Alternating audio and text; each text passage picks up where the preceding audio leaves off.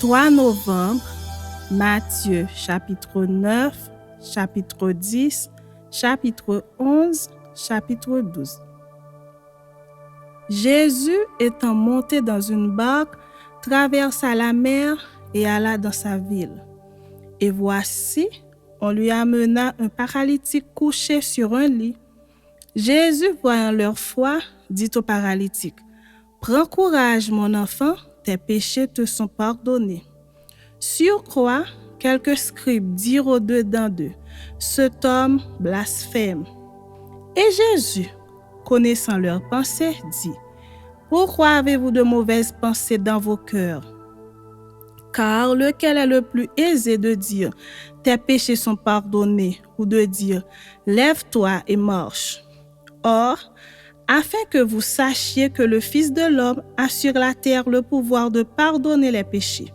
Lève-toi, dit-il au paralytique, prends ton lit et va dans ta maison. Et il se leva et s'en alla dans sa maison. Quand la foule vit cela, elle fut saisie de crainte et elle glorifia Dieu qui a donné aux hommes un tel pouvoir. De là étant allé plus loin, Jésus vit un homme assis au lieu des péages et qui s'appelait Matthieu. Il lui dit, « Suis-moi. » Cet homme se leva et le suivit. Comme Jésus était à table dans la maison, voici, beaucoup de publicains et de gens de mauvaise vie vinrent se mettre à table avec lui et avec ses disciples. Les pharisiens virent cela et ils dirent à ses disciples, « Pourquoi votre maître mange-t-il avec les publicains et les gens de mauvaise vie ?» Ce que Jésus a entendu, il dit, « Ce ne sont pas ceux qui se portent bien qui ont besoin de médecins, mais les malades. Allez et apprenez ce que signifie. Je prends plaisir à la miséricorde et non au sacrifice, car je ne suis pas venu appeler des justes, mais des pécheurs. » Alors les disciples de Jean vinrent auprès de Jésus et dirent, « Pourquoi nous et les pharisiens jeûnons-nous, tandis que tes disciples ne jeûnent point? » Jésus leur répondit, « Les amis de l'époux peuvent-ils s'affliger pendant que l'époux est avec eux? Les jours viendront où l'époux leur sera enlevé et alors ils jeûneront. Personne ne met une pièce de drap neuf à un vieil habit, car elle emporterait une partie de l'habit et la déchirure serait pire. On ne met pas non plus de vin nouveau dans de vieilles outres, autrement les outres se rompent, le vin se répand et les outres sont perdues. Mais on met le vin nouveau dans des outres neuves et le vin et les outres se conservent. » Tandis qu'il leur adressait ces paroles, voici, un chef arriva, se prosterna devant lui et dit, « Ma fille est morte il y a un instant, mais viens, impose-lui les mains et elle vivra. » Jésus se leva et le suivit avec ses disciples. Et voici, une femme atteinte d'une perte de sang depuis 12 ans s'approcha par derrière et toucha le bord de son vêtement.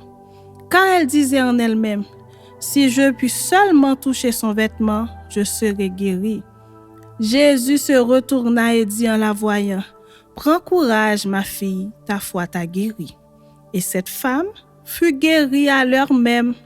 Lorsque Jésus fut arrivé à la maison du chef et qu'il vit les joueurs de flûte et la foule bruyante, il leur dit, « Retirez-vous, car la jeune fille n'est pas morte, elle dort. » Et il se moquait de lui.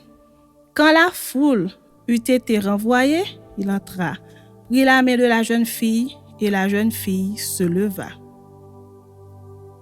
Le bruit s'en répandit dans toute la contrée. Étant parti de là, Jésus fut suivi par 2 aveugles qui criaient, « Aie pitié de nous, fils de David. » Lorsqu'il fut arrivé à la maison, les aveugles s'approchèrent de lui et Jésus leur dit, « Croyez-vous que je puisse faire cela? » « Oui, Seigneur, lui répondirent-ils. Alors il leur toucha leurs yeux en disant, « Qu'il vous soit fait selon votre foi. » Et leurs yeux s'ouvrirent. Jésus leur fit cette recommandation sévère, « Prenez garde que personne ne le sache. » Mais dès qu'ils furent sortis, ils répandirent sa renommée dans tout le pays. Comme ils s'en allaient, voici on amena à Jésus un démoniaque muet. Le démon ayant été chassé, le muet parla, et la foule étonnée disait, « Jamais pareille chose ne s'est vue en Israël. » Mais les pharisiens dirent, « C'est par le prince des démons qu'il chasse les démons. » Jésus parcourait toutes les villes et les villages, enseignant dans les synagogues, prêchant la bonne nouvelle du royaume et guérissant toute maladie et toute infirmité. Voyant la foule, il fut ému de compassion pour elle parce qu'elle était languissante et abattue comme des brebis qui n'ont point de berger. Alors il dit à ses disciples, « La moisson est grande, mais il y a peu d'ouvriers. Priez donc le maître de la moisson d'envoyer des ouvriers dans sa moisson. » Chapitre 10. Puis, ayant appelé ses 12 disciples, il leur donna le pouvoir de chasser les esprits impurs et de guérir toute maladie et toute infirmité. Voici les noms des 12 apôtres. Le premier, Simon, appelé Pierre, et André son frère, Jacques, fils de Zébédée, et Jean son frère, Philippe et Barthélemy, Thomas et Matthieu le publicain, Jacques, fils d'Alphée, et Thaddée, Simon le Cananite et Judas l'Iscariote, celui qui livra Jésus. Tels sont les 12 que Jésus envoya après leur avoir donné les instructions suivantes. N'allez pas vers les païens et n'entrez pas dans les villes des Samaritains. Allez plutôt vers les brebis perdues de la maison d'Israël. Allez prêcher et dites, le royaume des cieux est proche. Guérissez les malades, ressuscitez les morts, purifiez les lépreux, chassez les démons. Vous avez reçu gratuitement, donnez gratuitement. Ne prenez ni or, ni argent, ni monnaie dans vos ceintures, ni sac pour le voyage, ni de tunique, ni souliers, ni bâton, car l'ouvrier mérite sa nourriture.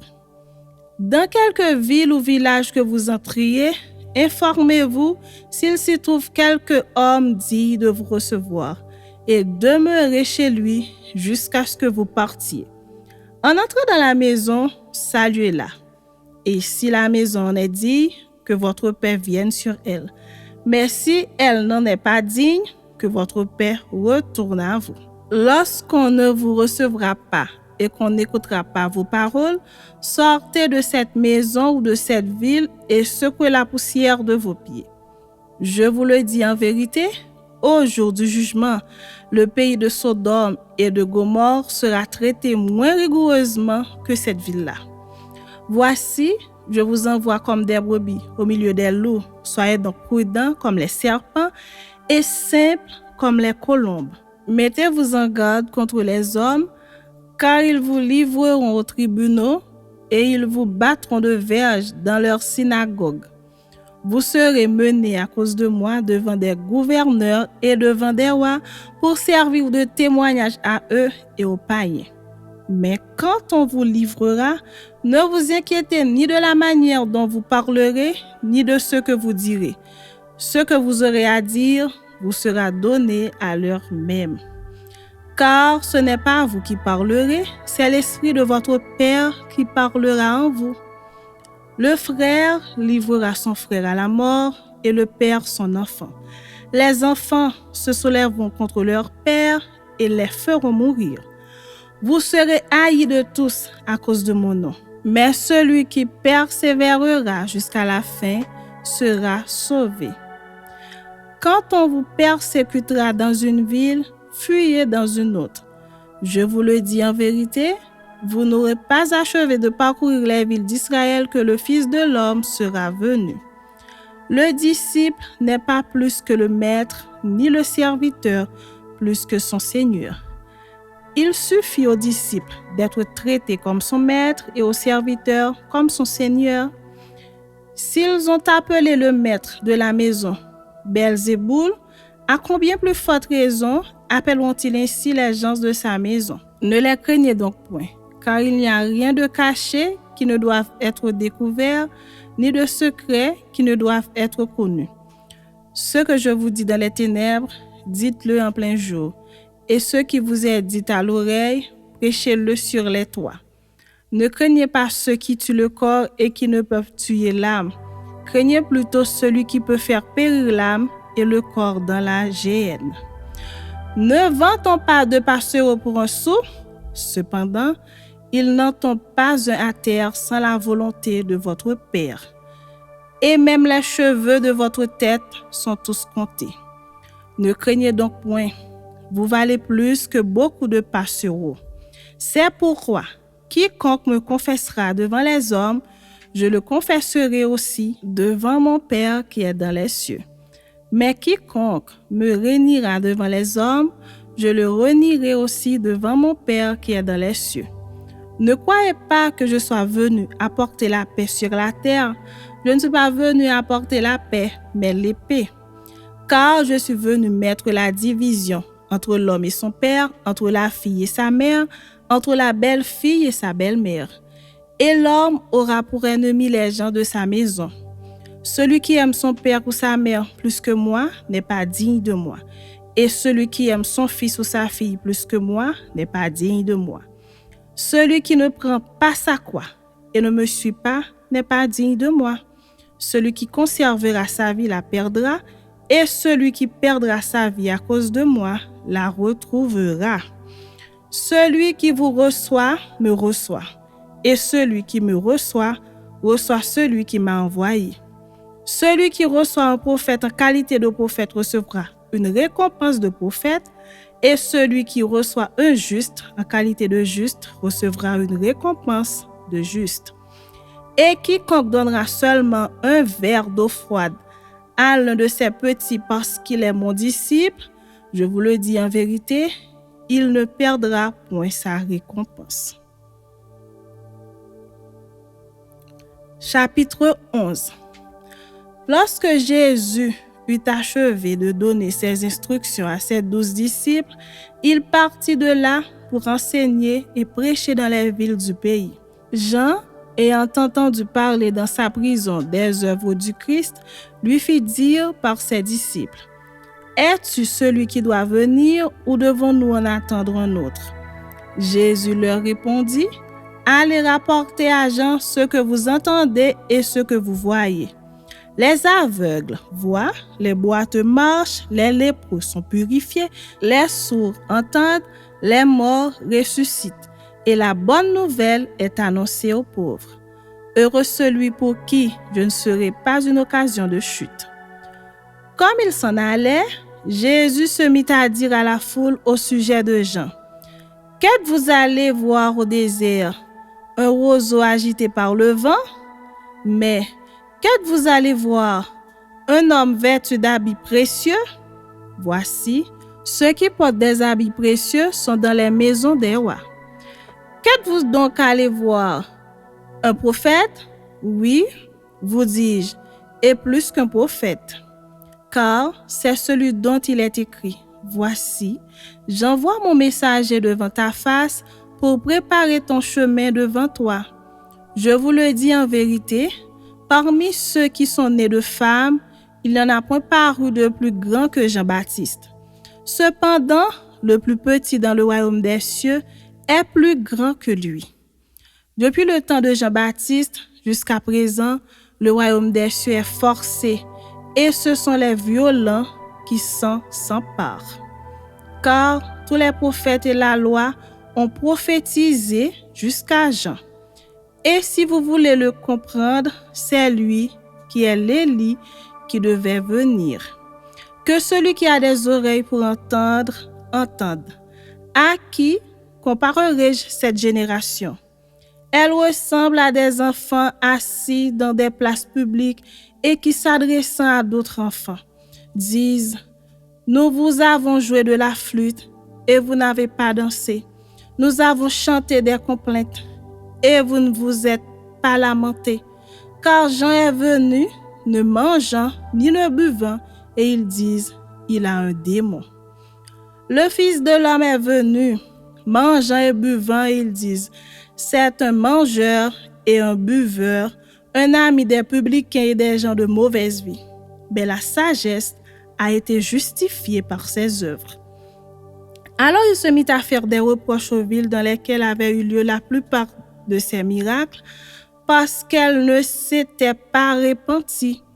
Malheur à toi, Chorazin, malheur à toi, Bethsaïda, car si les miracles qui ont été faits au milieu de vous avaient été faits dans Tyr et dans Sidon, il y a longtemps qu'elles seraient repenties en prenant le sac et la cendre. C'est pourquoi je vous le dis, au jour du jugement, Tyr et Sidon seront traités moins rigoureusement que vous. Et toi, Capernaum, seras-tu élevé jusqu'au ciel? Non, tu seras abaissé jusqu'au séjour des morts. Car si les miracles qui ont été faits au milieu de toi avaient été faits dans Sodome, elles subsisteraient encore aujourd'hui. C'est pourquoi je vous le dis.